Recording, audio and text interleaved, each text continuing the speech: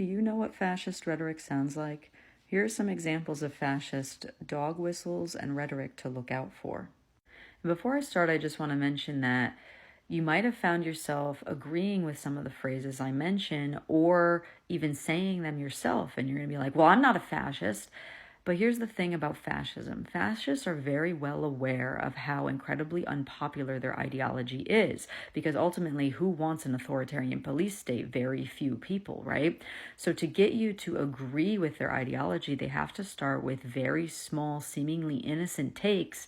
And then once they find you agreeing with what they're saying, the small things, they will basically gently start to expose you to more and more extremist views until eventually you are supporting fascism completely and you don't even know it and you don't even know how you got there. But the way to prevent this from happening is to just be aware of what fascist rhetoric sounds like, because if you're just aware what the fascist means, what the true meaning is behind what they're doing, then it's harder for them to basically, again, get their foot into the door of your mind and to get you to agree with them. So number one is we need to return to traditional values. And this word tradition pops up a lot. So you have to understand that fascism ultimately arises in a country that is in decay economically for their working class citizens, meaning that working class citizens in that country look back into a so-called golden age of their country, which the golden age is a time where working class people had the most, right? They got the most value for their labor. And let's take the United States as an example. For the average working class citizen, white male citizen, times were the best for them after World War II, where economically their full-time job was enough to provide for an entire family and to own a home and a car and live incredibly comfortably under one salary, right? And people see that that's not the case anymore, and they get upset and angry why their work isn't going as far anymore. They're not getting paid as much. And so under capitalism, they don't realize that the people exploiting them are capitalists and they are exploiting them for the value of their labor. And capitalists ultimately cannot let working class people understand this. So fascism arises as using minorities, right, and marginalized groups as the scapegoat of why things are not as good anymore for average working class people, right? No, pay no attention to the capitalist that's picking your pocket and exploiting you for your labor. No. It's because of those dang people of color. It's because of the gays. It's because of women. It's because of atheists, right? It's because they will use any marginalized group under the sun as that scapegoat for why things are getting worse for the average citizen economically. Number two is any sort of nationalist rhetoric or xenophobic rhetoric, like we need to insert our country here first, so like Americans first, or they don't belong here, or they're trying to erase our culture, right? Because one of the key things, a key tenet of fascism is nationalism. But why?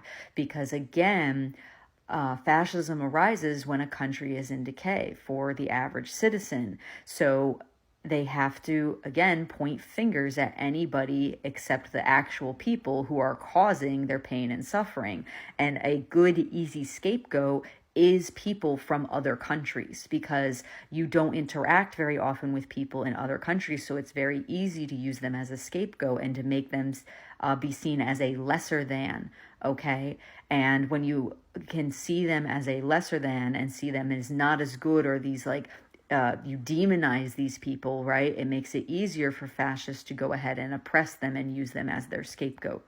Number three is any sort of idolization of the police force in your country. So like back the blue, we must protect law and order, and supporting funding and militarization of the police.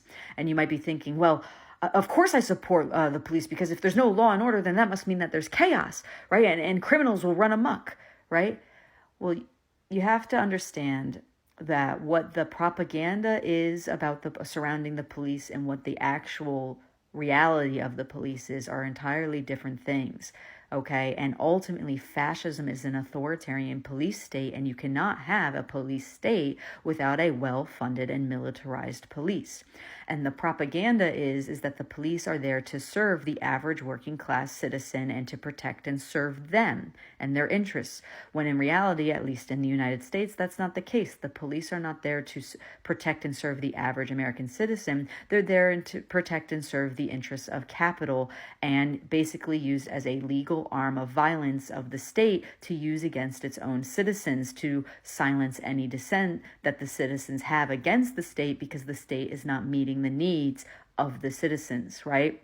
And so they use the militarization of the police as the legal arm of violence to monopolize violence on its own citizens. And if the citizens are to retaliate because they are upset and angry, they are either killed or thrown in prison by the police force. And then last, I'm going to end with we need strong leadership. Or any other sort of veiled endorsement of authoritarianism and centralization. And this one is particularly dangerous because people will be anti-authoritarian or anti-centralization until they hear a person that is saying all of the things they want to hear, right? And then once they have some strong, charismatic leader that's saying all the things and giving you all that lip service of exactly what you want to hear, you don't mind giving up your power to them, right? And this is dangerous, though, because I want you to imagine that charismatic leader that you see as on your side. Imagine that you give them all of this power, right? And then once they get that into that position of power, you find out that they were lying to you, right? And now you've given them the keys to all of this power, and they can do whatever they want, and they're now your enemy, right? So you have to be careful with anybody who's coming at you with like, I know what all the problems are. Let me just give all your power to me. I will solve it. I will fix everything for us, right? Ultimately, working class people don't need some strong authoritarian leader to come save them. Working class people will be able to save themselves and free themselves collectively, right? We have the power. It's going to take work from you. It's going to take work from me. It's going to take all of us working collectively and understanding and coming to the realization collectively that we truly are the ones that have all of the power. All we have to do is realize it.